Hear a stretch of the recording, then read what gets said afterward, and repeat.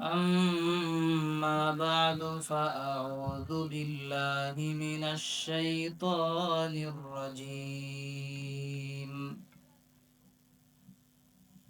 بسم الله الرحمن الرحيم.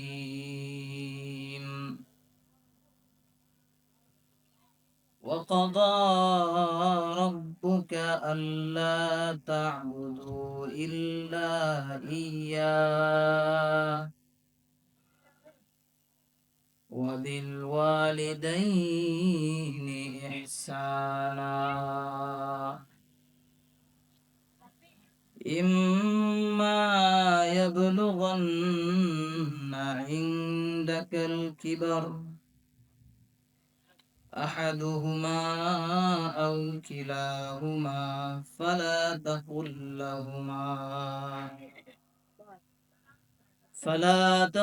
لهما أف ولا تنهرهما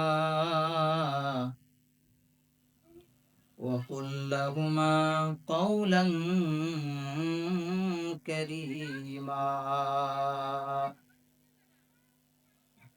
صدق الله مولانا العظيم وصدق رسوله النبي الكريم ونحن على ذلك لمن الشاهدين والشاكرين والحمد لله رب العالمين. وقال النبي صلى الله عليه وسلم قال النبي صلى الله عليه وسلم رضا الرب في رضا الوالدين وسخط الرب في سخط الوالدين أو كما قال عليه الصلاة والسلام. اللهم صل على محمد وعلى آل محمد كما صليت على إبراهيم وعلى آل إبراهيم إنك حميد مجيد. اللهم بارك على محمد وعلى آل محمد كما باركت على إبراهيم وعلى آل إبراهيم إنك حميد مجيد. روح حسن مصطفى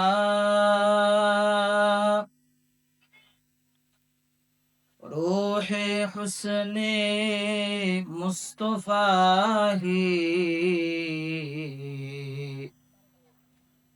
ये के बहरे बेकरार उसके साहिल तक कोई শেরি বায়া পৌঁছা নেহি। সবাই জবান খুলে পড়ি বাল উলা বিকামালিহি حسنت جميع خصاله صلوا عليه وآله بلغ العلا بكماله كشف الدجى بجماله حسنت جميع خصاله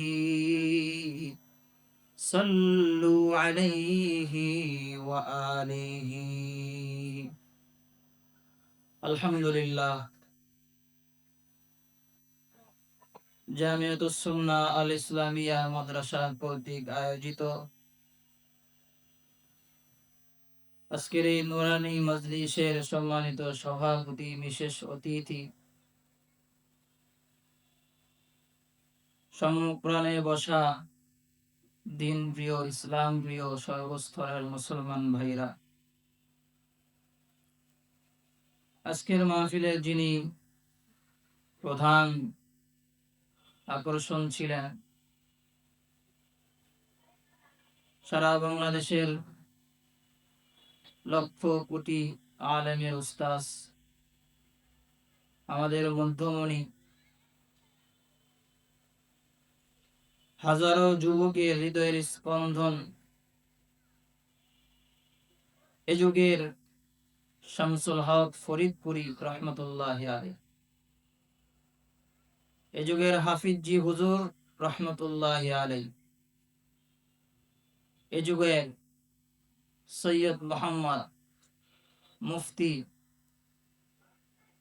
ফজলুল করিম রহমতুল্লাহ আলাইহি, এক কথায় এ যুগের আধ্যাত্মিক রাহবার যাদেরকে এক বাক্যে আমরা চিনি, তাদের মধ্যে অন্যতম আমাদের জন্য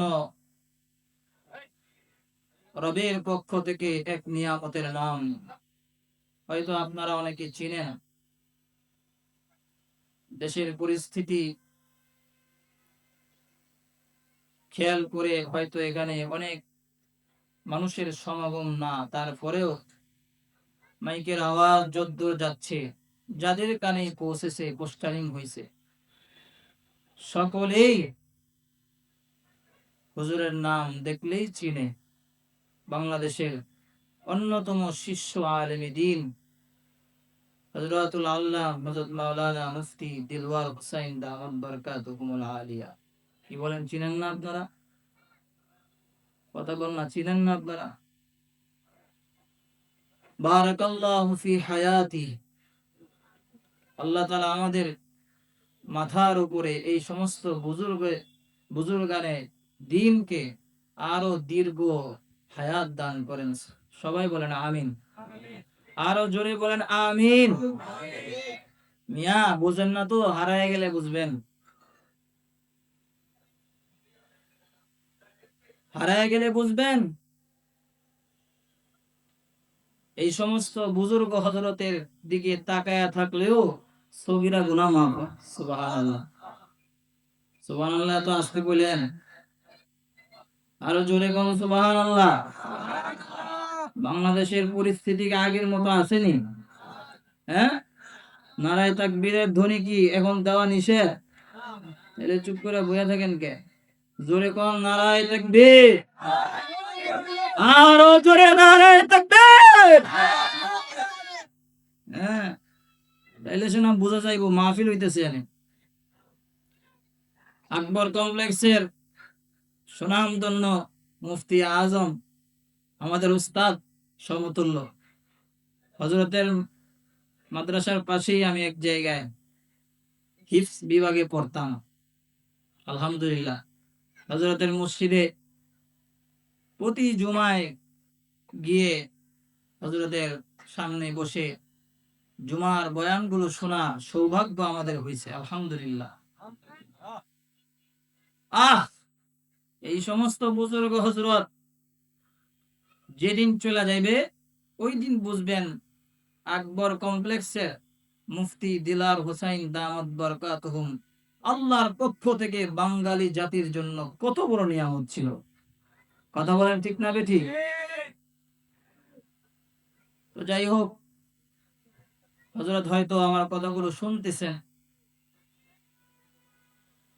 হযরতের কাছে দুয়ার আরজি, আল্লাহ যেন তার এই সন্তানগুলোকে দিয়া বাংলাদেশে হক হক্কানিয়াতের উপরে খেদমত করার সর্বোচ্চ তৌফিক দান করেন। এই দোয়া হযরতের কাছে আমাদের কাম্য। আমার প্রাণের ভাইয়েরা, আলোচনা শুরু করার আগে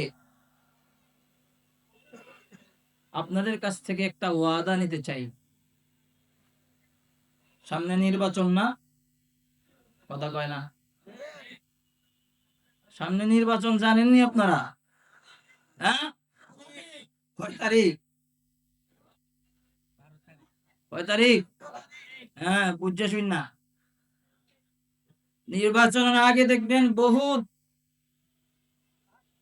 প্রতিনিধি, বহুত নেতা কর্মী আপনাদের সামনে আসবে, যার যার প্রতীক নিয়া একটা ওয়াদা দেয়া যাবে যে এটা করবো ওইটা করবো, হ্যান করেঙ্গা তেন করেঙ্গা। আগের দিন তো আর নাই। এইবার যদি কোনো বাটপা, এইবার যদি কোনো সিটা আমাদের কাছে ওয়াদা দেওয়ার পরে মদিনার সনদে রাষ্ট্র পরিচালনা করব, মদিনার আইনে রাষ্ট্র পরিচালনা করব, এই দেশকে মদিনার রাষ্ট্র বানাবো, এই রকম ওয়াদা দেওয়ার পরে যদি দাদা বাবুদের ইশারায় এই বাংলাদেশ চলে, তাহলে আরেকটা শাপলা চত্বর এই বাংলাদেশে কায়েম হবে ইনশাআল্লাহ। কথা বলেন ঠিক না বেঠিক? আগের দিন নাই পাবলিক বুঝ জ্বালাইছে, কি কন? আগের দিন নাই তো পাবলিক বুঝ জ্বালাইছে, পাবলিক বড় এখন চালাক। এই জন্য আমি আপনাদের কাছে একটা ওয়াদা নিতে চাই। জান্নাতে যাইবেন না কারা কারা? হাত তোলেন। ওমা, এটা জান্নাতে যেত না, বুঝে নাই, নতুন। জান্নাতে যাইবেন কারা কারা? হাত তোলেন। নারায়ে তাকবীর, নারায়ে তাকবীর। ইসলামের আলো, কোরআন সুন্নাহর আলো। আপনাদের স্লোগান আমার কাছে পছন্দ হয় না। ঘরে ঘরে কোরআনের আলো জ্বালবো, আর রাষ্ট্রে সমাজে, হ্যাঁ, সংসদে কোরআনের আলো চাই না? চাই না? কারা কারা চাই? হাত তোলেন। আল্লাহু আকবার। এই জন্য স্লোগান চেঞ্জ করেন, আল কোরআনের আলো শুধু ঘরে না, ঘরে বাইরে জ্বালো। পারবেন তো ইনশাআল্লাহ? এই যুবক ভাইরা, পারবা তো ইনশাআল্লাহ? তাহলে একটা তাকবীর হবে, একটা প্রতিযোগিতা হবে। এখানে দাড়িওয়ালা, দাড়ি পাকাওয়ালা মুরব্বী কয়জন আছেন? হাত তোলেন। বিয়ে করছেন কারা কারা? হাত তোলেন। হ্যাঁ, আগে বিয়ে তাদের স্লোগান হবে, এরপরে যুবক ভাইরা যারা বিবাহ শাদী করে নাই, যুবকরা এই সমাজের আইডল। যুবকরা দেখাই দিয়েছে 17 বৎসর যেই জালেম, যেই নমরুদ, যেই ফিরাউন এই বাংলাদেশে মানুষের কাঁধে পা দিয়ে অত্যাচার আর জুলুম নির্যাতন করেছে, এই থেকে, এই বেড়াজাল থেকে বের হওয়ার পথ এদেশের যুবক শ্রেণীর মানুষেরা দেখাই দিছে। আর আসতে কোন জোরে কোন ঠিক না বেঠিক? যে সমাজের যুবক ভালো, ওই সমাজে সব ভালো, আলহামদুলিল্লাহ। এখন দেখবো যুবকদের পাওয়ার বেশি না, বুড়া বাবাদের পাওয়ার বেশি। আমি একটু গুছাচ্ছি, আলোচনা পরে করবো ইনশাআল্লাহ। একটা তাকবীর দিবেন যারা বিবাহ শাদী করছেন, কাদের ইমানি জোর বেশি এটা দেখতাম। পারবেন তো ইনশাআল্লাহ? হ্যাঁ, যুবক ভাইরা যারা বিবাহ শাদী করেন নাই, তারা চুপচাপ বসে আছেন। আগে বুড়াদের রেডি, একটু কাশিমুশি দেন। হ্যাঁ, নারায়ে তাকবীর। এই বেটা, তোরা বিয়ে শাদী করছ, তোরা চুপ থাক। বুড়া বাবারা, নারায়ে তাকবীর, লিল্লাহি তাকবীর। আল কোরআনের আলো ঘরে বাইরে জ্বালো। মাশাআল্লাহ। যুবকরা রেডি নি? হ্যাঁ, এই যুবকরা রেডি? নারায়ে তাকবীর। দেখছেন নি পাওয়ার? আল্লাহু আকবার। লিল্লাহি তাকবীর। আল কোরআনের আলো ঘরে বাইরে জালো। আলহামদুলিল্লাহ। এই যে স্টেজে কয়টা গুড়াগাড়া দেখছেন, এদের যে পাওয়ার, সুবহানাল্লাহ। আল্লাহ এদের সকলকে কবুল আর মঞ্জুর করেন, সকলে বলেন আমিন। মুহতারাম হাজিরিন, যারা সামনে দাঁড়ায় আছেন, আমি আপনাদের অনুরোধ করছি, এটা একটা মাদ্রাসার মাহফিল। এই মাহফিলে বসলে লস নাই। আল্লাহ তাআলা আপনাদেরকে জীবনের গুনাহ মাফ করে দিতে পারেন, এই ক্ষমতা আল্লাহর আছে না নাই? সুতরাং মাহফিলের সামিয়ানার নিচে সুন্দরভাবে বসে যান। আমার পরে অনেক ওলামাই হযরত আছেন, এই চুপ থাক। অনেক হযরতে ওলামায়ে কেরাম বয়ান করবেন, নসিহত করবেন। আমি আপনাদের দোয়া নেওয়ার জন্য একটু বসছি। আমি শুনছি এখানে আমাদের বড়রা আসবেন, মুফতি দেলোয়ার সাহেব দামাত বরকাতুহুম আসবেন। বিশেষ করে এই জন্য আরো তামান্না নিয়া, আরো যৌক শৌক নিয়ে আসছি। আল্লাহ তাআলা এই মাহফিলকে কবুল করেন, এই মাদ্রাসাকে কবুল করেন। মুহতারাম হাজিরিন, আমি আপনাদের খেদমতে সূরা বানী ইসরাঈল থেকে 22 নম্বর আয়াতে কারিমা তেলাওয়াত করেছি। এই আয়াতের মধ্যে আল্লাহ পাক রব্বুল আলামিন এমন একটা বিষয়ের প্রতি গুরুত্ব দিয়েছেন, এমন একটা বিষয় আল্লাহ পাক রব্বুল আলামিন বান্দাদেরকে নসিহত করেছেন, আদেশ করেছেন, যেই বিষয়টা আমাদের সমাজের মধ্যে একেবারেই অবহেলিত, যেই ফরজিয়াতটা আমাদের সমাজের মধ্যে নাই বললেই চলে। আমাদের সমাজের মানুষেরা হার লাইনে মেহনত করে, প্রত্যেকটা লাইনে আমাদের মেহনত আছে, কিন্তু এই লাইনে আমাদের কোনো খোঁজ খবর নেই। সেটা হচ্ছে আল্লাহ পাক রব্বুল আলামিন আয়াতে কারিমার মধ্যে এদের, এই জাতির, এই উম্মতের মানুষদেরকে ডেকে ডেকে বলছেন, ও আমার পেয়ারা বান্দারা, ক্বাদা রাব্বুকা আল্লা তা'বুদু ইল্লা ইয়্যা, এই আমার পেয়ারা বান্দা, মৃত্যুর আগ পর্যন্ত ইবাদত করবা কার?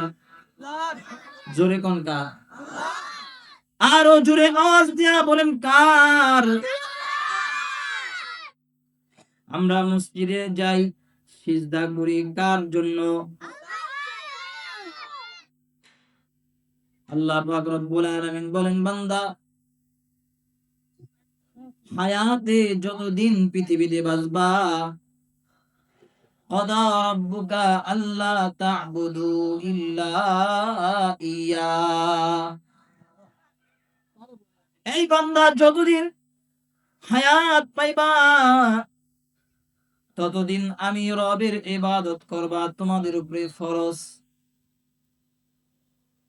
নামাজ পড়া ফরজ, ঠিক না? কতদিন হায়াত আছে, যতদিন, ঠিক না বেঠিক? নামাজ পড়বা কতদিন? অনেকে মনে মনে কয় বুড়া হয়ে গেলে আর নামাজ রোজা লাগে না। হ্যাঁ, মাঝরাত আইসা পড়লে আর নামাজ লাগে না।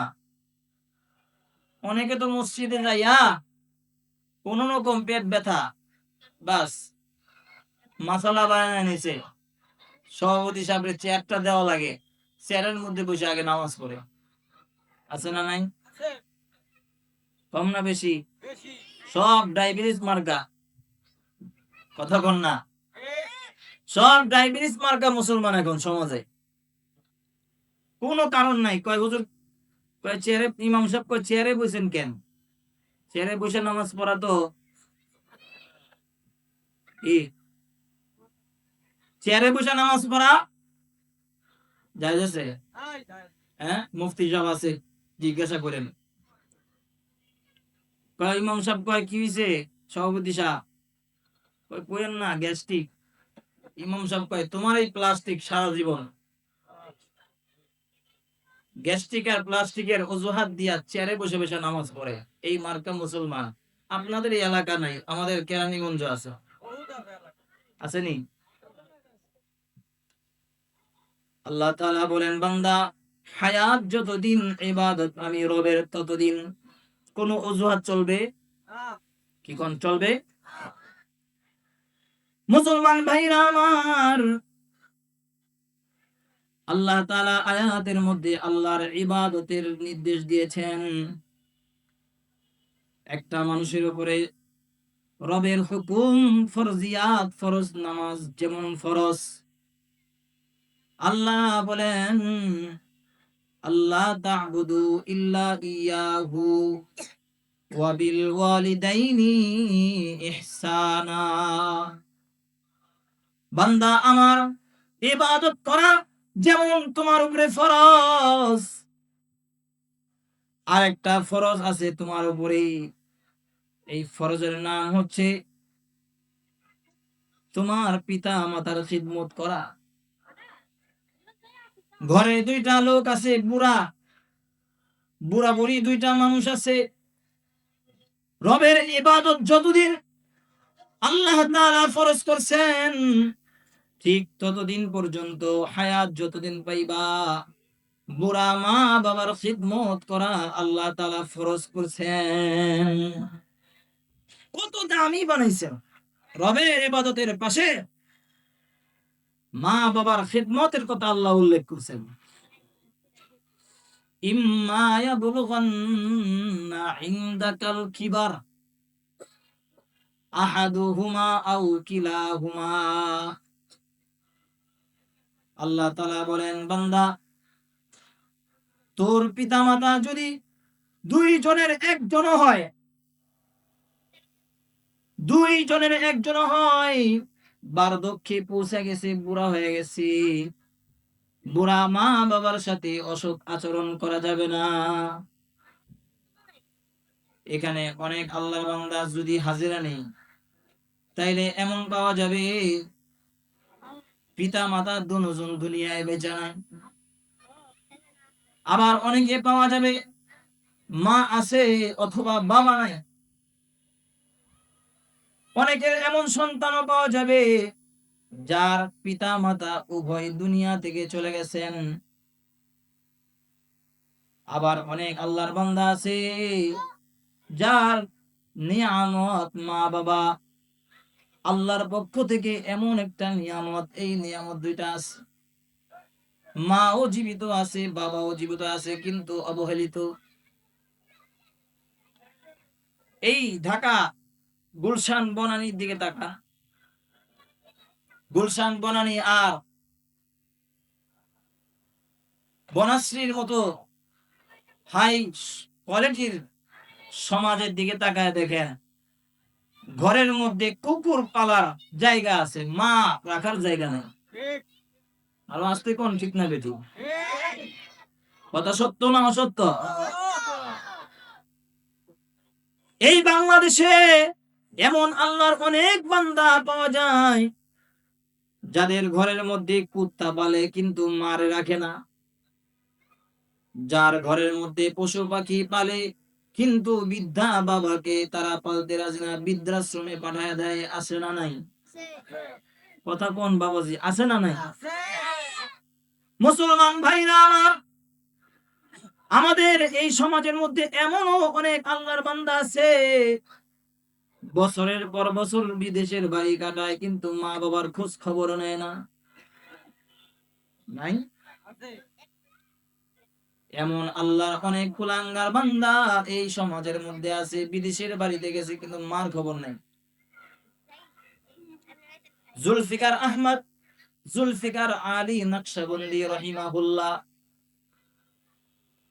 এই দেশে এই পৃথিবীর একজন জবরদস্ত বুজুর্গ আল্লাহর ওলির নাম হযরতে নকশবন্দি জুলফিকার আলী রহমাতুল্লাহি আলাইহি। তার কিতাবের মধ্যে একটা ঘটনা আনছেন। কিতাবের মধ্যে আল্লাহর ওলি লেখেন, আল্লাহর এক বান্দা, যুবক বান্দা, মা বাবায় ক্ষেত খামার জমি বিক্রি কইরা তাকে বিদেশের বাড়ি পাঠাইছি। মা বাবা নিজে খাইবার জন্য পাঠায় নাই, সন্তানের উজ্জ্বল ভবিষ্যৎ দেখার জন্য পিতা মাতা বিদেশের বাড়ি পাঠাইছে। বিদেশে গিয়া সন্তান বিবাহ শাদী কইরা ফুল বিদেশি হয়ে গেছে, একবারে ফুল সেটেল সিটিজেন হয়ে গেছে। এবার সন্তান বছর যায়, যুগ যায়, কিন্তু মা বাবাকে দেখভাল করে না, খবর নেয় না, ফোনও দেয় না, টেলিফোনও করে না। 2 যুগ পার হয়ে যায়, সন্তান বিদেশের বাড়ি গিয়া ফুল বিদেশি হয়ে গেছে। এই দিক দিয়া সন্তানের চিন্তায় মা বাবা চোখের অশ্রু ঝরা।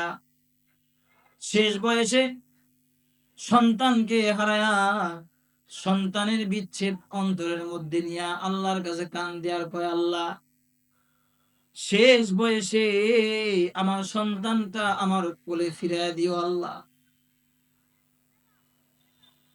আল্লাহর কি কারিশমা! ওই যুবকের মধ্যে আল্লাহ পাক রব্বুল আলামিন এমন একটা রোগ দিয়ে দিয়েছেন, যে রোগের কারণে বিদেশের বাড়িতে শ্বশুরওয়ালা শ্বশুর বাড়ি থেকে এই লোকটা যুবকটাকে বের করে দিছে, ঘর থেকে বের করে দিছে।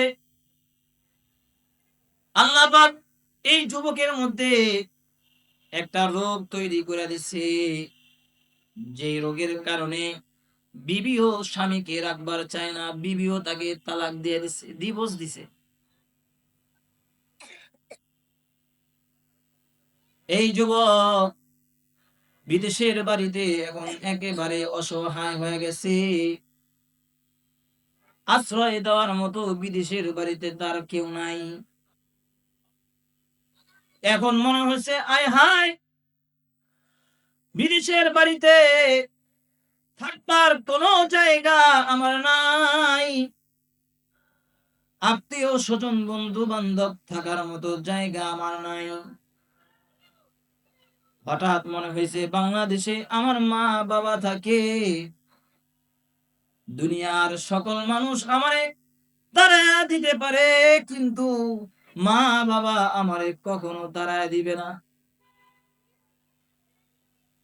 মা বাবার খোঁজ নেওয়ার জন্য সন্তান অসুস্থ বদনে লাঠির মধ্যে ভর দিয়া যেই গ্রামে তার বাড়ি সেই গ্রামে আসছে। আয়সা দেখে নিজের বসত ভিটার মধ্যে একটা রাখাল আঙ্গুরের বাগানের মধ্যে কাজ করতেছে। ডাক দিয়া বলে, এই বাগানের মালিক কোথায়? বলে, এই বাগানের মালিক তো আমি, তুমি কার কথা জিজ্ঞাসা করো? বলে, না না, তুমি তো এই বাগানের মালিক না, এই বাগানের মালিক অন্য কেউ হবে, আমার বাবা। বলে, হ্যাঁ, এই বাগানের মালিক আমি ছিলাম না। ভিটা বাড়ি বিক্রি কইরা, এই জমি ক্ষেত ফসলাদি বিক্রি কইরা সে চলে গেছে। কিছুদিন আগে তার ইন্তেকাল হয়েছে। বিনা চিকিৎসায় অসুস্থ বাবা বিনা চিকিৎসায় দুনিয়া থেকে চলে গেছে। নিজের কানে নিজের বাবার সন্তান নিজের বাবার মৃত্যুর খবর শুনা চোখ দিয়া পানি পড়ে, ডাক দিয়া বলে, এই ভাই, এই বাগানের মালিকের স্ত্রী বুড়া মহিলা কোথায় থাকে? তার বাড়িটা কোথায়? রাখাল বলে, এই বুড়া মহিলা ওই যে ঝুপড়ির মধ্যে তার বাসা, ভিটা বাড়ি ত্যাগ কইরা দিয়া ঝুপড়ির মধ্যে থাকে, সারাদিন ভিক্ষা করে আর সন্ধ্যা বেলা সন্তানের জন্য রবের কাছে কান্দে। সন্তানের জন্য কাঁদতে কাঁদতে চোখের পানি ঝরাইতে ঝরাইতে এই বৃদ্ধা মহিলা অন্ধ হয়ে গেছে। এই পৃথিবীতে আল্লাহ তাআলা আল্লাহর মহব্বতের পরে, নবীর মহব্বতের পরে এমন একটা ভালোবাসা আল্লাহ তাআলা বানাইছেন, দুনিয়ার সব মানুষ দুনিয়ার সব মানুষ যদি এক পাল্লায় রাখা হয়, পিতা মাতার ভালোবাসা আরেক পাল্লায় রাখা হয়, তাইলে সন্তানের প্রতি মা বাবার ভালোবাসার পাল্লা আল্লাহর দরবারে বেশি হয়ে যাবে। আজব এক ভালোবাসা, আজব এক মহব্বত মা বাবার অন্তরে আল্লাহ তাআলা দান করছেন। কথা ঠিক না? এই দুনিয়া কোন সন্তানের ব্যাপারে যদি রাষ্ট্র থেকে ফাঁসির রায় আসে, সন্তান চাঁদাবাজ, সন্তান সন্ত্রাসী, বিভিন্ন কারণে সন্তানের ফাঁসির রায় চলে আসে, দুনিয়ার সব মানুষ এই মানুষটার ফাঁসি চায়, কিন্তু দুইটা মানুষ পাইবেন যারা সন্তানের ফাঁসির রায় শোনার পরেও আল্লাহর দরবারে রুনাজারি করে, আল্লাহ আমার সন্তান খারাপ হইতে পারে, অন্তত চোখের সামনে সন্তানের মৃত লাশ, মৃত দেহটা আমাকে দেখায় না। কথা ঠিক না বেঠিক? জুলফিকার আহমদ নকশবন্দি রহমাতুল্লাহি আলাইহি বলেন, এই যুবক আল্লাহর বান্দা তার মার বাসার ঝুপড়ির সামনে এসে দাঁড়াইছি, ঝুপড়ির সামনে আয়সা দাঁড়াইলে হঠাৎ তাকায় দেখে একটা বৃদ্ধা মহিলা লাঠির উপরে ভর দিয়া ঝুপড়ির সামনে আসছে। লাঠিটা পাশে রেখা, ভিক্ষার ঝুড়ি পাশে রেখে মশকের পানি দিয়া ওযু বানাইছে, মাগরিবের নামাজ আদায় করছে। দৃশ্যটা সন্তান তাকায় তাকায় দেখতেছে, মার দৃশ্যময় কি করে নিজের পাপের অপরাধের অনুশোচনা এই বান্দাকে এতটাই আঘাত করছে, মা বইলা ডাক দেওয়ার সাহসও তার নাই, একটা ডাক দিবে সেই সাহসটা পায় না। দাঁড়ায় দাঁড়ায় অসুস্থ বদনে সন্তান মার দৃশ্য দেখতেছি। এই বৃদ্ধা মহিলা মাগরিবের নামাজ পড়ছে, জায়নামাজের মুসল্লায় মাগরিবের নামাজ আদায় করছে, ঈশা পর্যন্ত জায়নামাজের মুসল্লায় বসে রয়েছে, ঈশারের নামাজ আদায় করছে। ঈশারের নামাজের পরে আসমানের মালিকের কাছে দুইটা হাত তুলছে,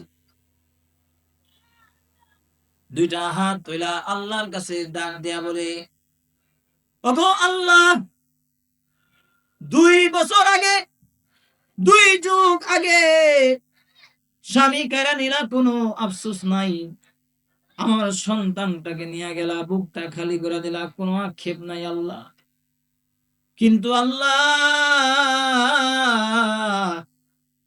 গভীর রাতে এই বৃদ্ধা মহিলা তোমার কাছে একটা জিনিস চাই, ওগো আল্লাহ, এই বয়সে আমার হারানো সন্তানটা যদি তুমি আমারে ফিরে দাও আল্লাহ, তাইলে অন্তত আমার সন্তানের হাতের মাটি পায়া আমি কবরে যামু। ওগো আল্লাহ, কামাই খাইবার আশায় নয়, সন্তানের কামাই খাইবার জন্য আমি তোমার কাছে আমার সন্তান চাই না আল্লাহ, শুধুমাত্র সন্তানের শেষ মাটিটা যেন আমার ভাগ্যে জোটে, এই জন্য আল্লাহ তুমি আমার সন্তানটাকে ফিরিয়ে দাও। দোয়া যখন করতেছে মা, এবার সন্তানের সাহস আসছে, এবার অপরাধী সন্তান মারে ডাক দিয়া কয়, মা ও মা, আমি আসছি, তোমার দোয়া কবুল হয়ে গেছে গো মা, আমি তোমার অপরাধী সন্তান আবার আসছি মা। আসমানের মালিক আল্লাহ তোমার দোয়া কবুল করছে, সুবহানাল্লাহ। এমন দোয়া করছে মাই, এই জন্য অনেক সময় নেককার সন্তানের জন্য দোয়া করা উচিত। নেককার সন্তানের জন্য রবের কাছে দোয়া চাইতে হয়, আল্লাহর কাছে নেককার সন্তান চাইতে হয়, এমন সন্তান চাইতে হয় যেই সন্তান ইন্তেকালের পরে কবরের সামনে দাঁড়ায়া আসমানের মালিক আল্লাহর কাছে দোয়া করে। এমন সন্তান দে মাওলা, এমন সন্তান দে, এমন সন্তান দে মাওলা, এমন সন্তান দে, কামাই খাইবার আশায় নয়, কামাই খাইবার আশায় নয়, মইরা গেলে দোয়া করব যে। এই জন্য এইরকম সন্তান আল্লাহর কাছে দোয়া করা, এইরকম সন্তান রবের কাছে দোয়া করা, এটা নবীদের সুন্নাত। নবীরাও নেক সন্তানের জন্য আল্লাহর কাছে দোয়া করছে। আর এখন তো আমরা আল্লাহর কাছে দোয়া করি না, দোয়ার কারখানা আছে, বিভিন্ন মাঝারে যায় দৌড়ায় সন্তানের জন্য। কতক্ষণ ঠিক না বেঠিক? সন্তান দেওয়ার মালিক কে? জোরে কয়া। এই জন্য সন্তান, নেককার সন্তান চাওয়া এটাও একটা ইবাদত। কারণ কেউ যদি তার সন্তানকে আমলের উপরে রেখা যায়, একজন সন্তান হাফেজ বানাইতে পারে, আলেম বানাইতে পারে, আল্লাহর জান্নাতে বিনা হিসাবে যাওয়া সহজ হয়ে যায়। চার শ্রেণীর মা বাবা, চার শ্রেণীর পিতা মাতাকে আল্লাহ তাআলা বিনা হিসাব তার জান্নাতে পৌঁছে দিবেন। কয় শ্রেণীর? আমার কথা বুঝতেছেন আপনারা? কয় শ্রেণীর পিতা মাতা বিনা হিসাব জান্নাতে যাবে? জোরে কোন, কয় শ্রেণীর? চার শ্রেণীর পিতা মাতা আল্লাহর জান্নাতে বিনা হিসাব যাবে। এক শ্রেণীর পিতা মাতা যাদের সন্তান আল্লাহর রাস্তায় শহীদ হয়ে গেছে, শহীদের মা বাবাকে আল্লাহ তাআলা বিনা হিসাব জান্নাত দিবে। শহীদদের মা বাবা পিতা মাতা আল্লাহর জান্নাতে বিনা হিসাব ঢুকবে, কোনো হিসাব নাই। এই জন্য সাহাবায়ে কেরাম সন্তান হওয়ার আগে সাহাবায়ে কেরাম আল্লাহর কাছে নিয়ত করে রাখতো, আল্লাহ আমার সন্তানটা যেন তোমার রাস্তায় শহীদ হয়ে যায়। আমাদের বাংলাদেশে অনেক শহীদ সন্তান আমরা দেখছি, ইদানিংও দেখছি। আমাদের বাংলাদেশে একজন যুবককে আমরা দেখছি যে সব সময় জিহাদের তামান্না নিয়া, শহীদের তামান্না নিয়া রবের কাছে দোয়া করত। কথা ঠিক না বেঠিক? কথায় কথায় বলতো যদি মইরা যায় তাইলে যেন শহীদের মৃত্যু আমার হয়, হাসতে হাসতে আমি আল্লাহর কাছে যাইতে চাই। সুবহানাল্লাহ। ভুলে গেছেন আপনারা সেই যুবকের কথা? ভুলে গেছেন? হ্যাঁ, ওসমান হাদি, এই শহীদ ওসমান হাদি সব সময় দোয়া করতো, আল্লাহ যেন আমার শহীদই মৃত্যু দেয়। আল্লাহু আকবার। আল্লাহ তাকে শহীদের মর্তবা দান করছে। এই জন্য শহীদদের মা বাবা বিনা হিসাব আল্লাহর জান্নাতে যাবে। আরেক শ্রেণীর পিতামাতা বিনা হিসাব জান্নাতে যাবে। হাফেজে কোরআনদের মা বাবাও বিনা হিসাব আল্লাহর জান্নাতে যাবে। একজন হক্কানি রব্বানি হাফেজে কোরআন কুল্লুহুম কদ ওয়াজাবাত লাহুম নার, 10 জন জাহান্নামী কারাবন্দী জাহান্নামীকে আল্লাহর জান্নাতে নিয়ে যাবে। সুবহানাল্লাহ। আরেক শ্রেণীর মানুষ, আরেক শ্রেণীর পিতামাতাকে আল্লাহ তার জান্নাতে বিনা হিসাব পৌঁছে দিবে। সেই সন্তানগুলো হলো নাবালক সন্তান।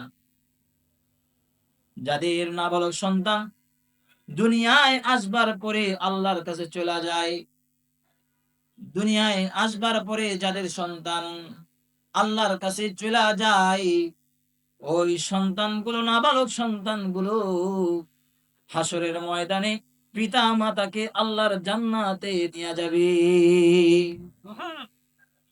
হাদিসের মধ্যে আসছে, যাদের নাবালক সন্তান বুঝ হওয়ার আগেই ইন্তেকাল হয়, তাদেরকে আল্লাহ পাক স্পেশাল একটা জান্নাতের মধ্যে লালন পালন করেন।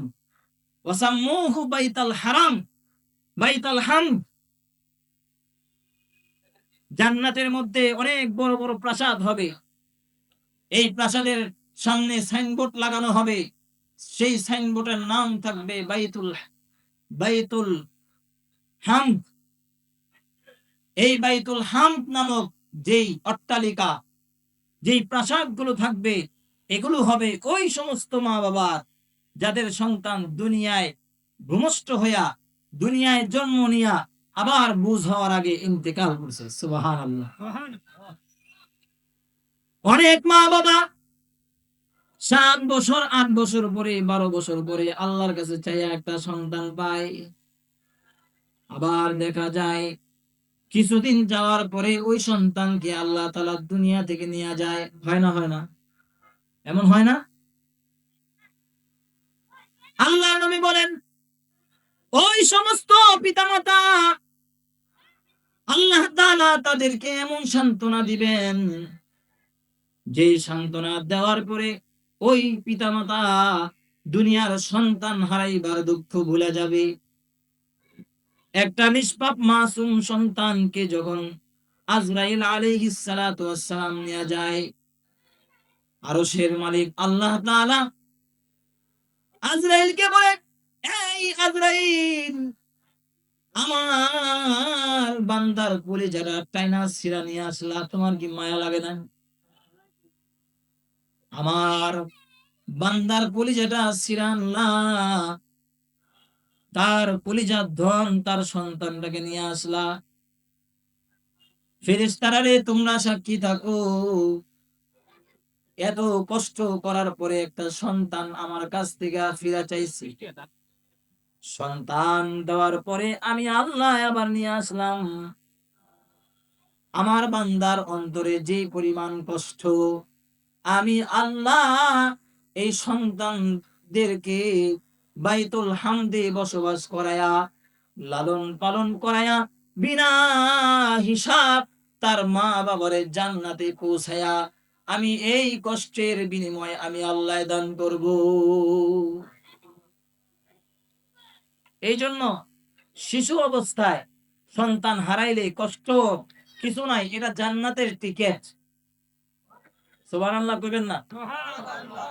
অনেকে আছে সন্তান হারায়া আল্লাহরে দোষারোপ করে, আল্লাহ আর বুঝি দেখলা না, একটা সন্তান আমারে দিছ, আবার এই সন্তানটারে নিয়ে গেছো, আর কোন মানুষ তুমি পাইলা না।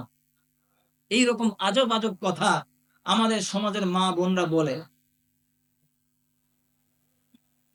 আরেক শ্রেণীর মানুষ আল্লাহর জান্নাতে বিনা হিসাব যাবে। 4 শ্রেণীর মানুষের মধ্যে আল্লাহ তাআলা 4 শ্রেণীর পিতা মাতাকে বিনা হিসাব জান্নাতে দিবে। এই 4 শ্রেণীর মধ্যে 4 নম্বর ওই সমস্ত পিতা মাতা যাদের ঘরে বিকলাঙ্গ পাগল সন্তান আছে, প্রতিবন্ধী সন্তান আছে। পাগল সন্তানগুলোকে আল্লাহ তাআলা, যেই পিতামাতা এই পাগল প্রতিবন্ধী বিকলাঙ্গ সন্তানগুলোকে লালন পালন করবে, আল্লাহ তাআলা এই সন্তানকে লালন পালন করার বদৌলতে, আল্লাহ এই সন্তানগুলোর বদৌলতে তার মা বাবাকে বিনা হিসাব জান্নাত দান করে দিবে। চিন্তা করে, এটা হইছে বিকলাঙ্গ, মাদ্রাসায় পড়াই, যতটুকু পারে শিখুক। আর যেটা একটু মেধাবী হয় সেটাকে স্কুলে দেয়, ইংলিশ মিডিয়ায় ঢোকায়, সেটাকে কলেজে দেয়, ভার্সিটি দেয়। কথা বলেন ঠিক কিনা? এটা গলত নিয়ত। আমার ঘরের মধ্যে যদি 4টা সন্তান হয়, 4টা সন্তান যদি মেধাবী হয়, এই 4টা সন্তানকে মাদ্রাসায় কোরআনী শিক্ষায় শিক্ষিত করা দরকার। কথা বলেন ঠিক কিনা? এই জন্য আল্লাহর নিয়ামত আপনাদের এলাকায় আছে, এই যে মাদ্রাসা। এই মাদ্রাসার মধ্যে আপনাদের সন্তানগুলোকে দিবেন, কোরআনের হাফেজ বানাবেন, আলেম বানাবেন। তাহলে এই সন্তানগুলোর অন্তরের মধ্যে দ্বীন ঢুকলে, কোরআনের নূর ঢুকলে এদের দ্বারা সমাজ গঠন হবে, চাঁদাবাজি হবে না ইনশাআল্লাহ। কি বলেন? কথা ঠিক না বেঠিক?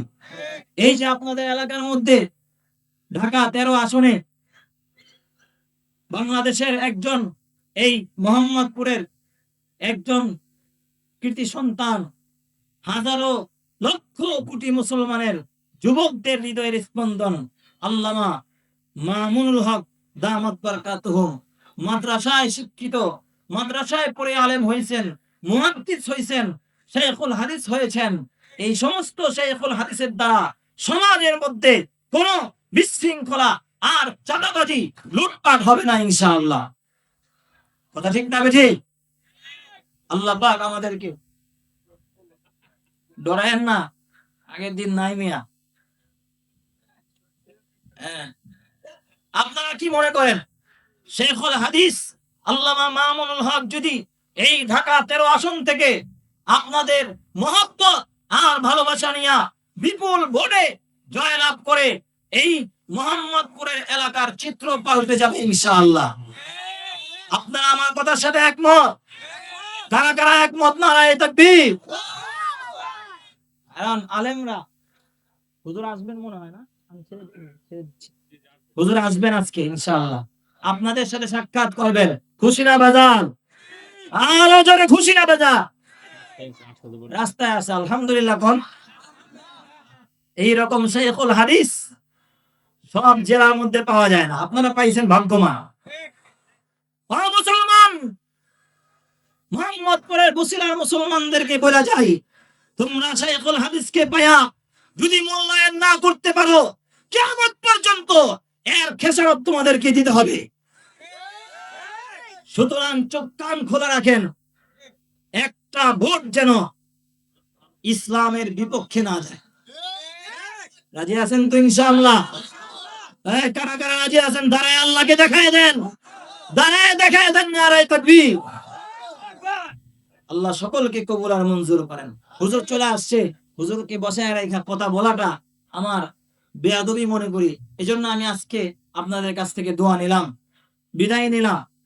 আবার কোনোদিন যদি সাক্ষাৎ হয় নির্বাচনের পরে, আল্লাহ যদি বাঁচায় রাখে, যদি ইসলামী হুকুমত আর শাইখুল হাদিস ইবনে শাইখুল হাদিস আল্লামা মামুনুল হক দামাত বারাকাতুহুম এই আসনের মধ্যে জয়যুক্ত হয়, ইনশাআল্লাহ মিষ্টি খাওয়াবেন তো ইনশাআল্লাহ? হ্যাঁ, প্রয়োজনে বিক্রমপুর থেকে মিষ্টি খাওয়া আইসা পারবেন না ইনশাআল্লাহ? ওয়া মা তাওফীক ইল্লা বিল্লাহ। আসসালামু আলাইকুম ওয়া রাহমাতুল্লাহ।